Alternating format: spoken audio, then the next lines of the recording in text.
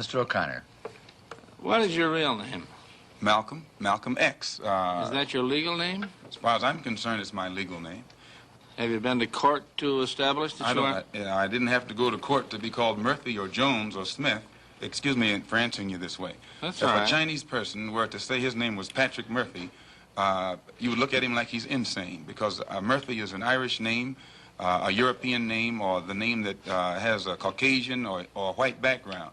And a yellow person, Chinese is a yellow man, and he has nothing to do or no connection whatsoever with the name Murphy.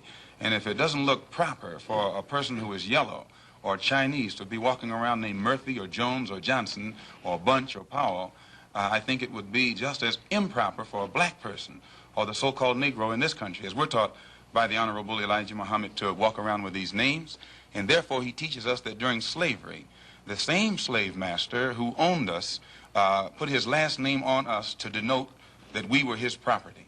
So that when you see a Negro today who's named Johnson, if you go back in his history, you'll find that he was once his grandfather, or one of his forefathers was owned by a white man who was named Johnson. If his name is Bunch, his grandfather was owned by a white man that was named Bunch. Would you mind telling me what your father's last name was? My father didn't know his last name.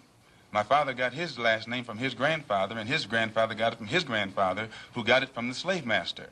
The real names of our people were destroyed during slavery. Was there any line, any point in the genealogy of your family when you did have to use the last name, and if so, what was it? The last name of my forefathers was taken from them when they were brought to America and made slaves. And then the name of the slave master was given, which we refuse. We reject that name today. You mean you won't even tell me what your father's supposed last name was or gifted last name was? I never acknowledge it whatsoever.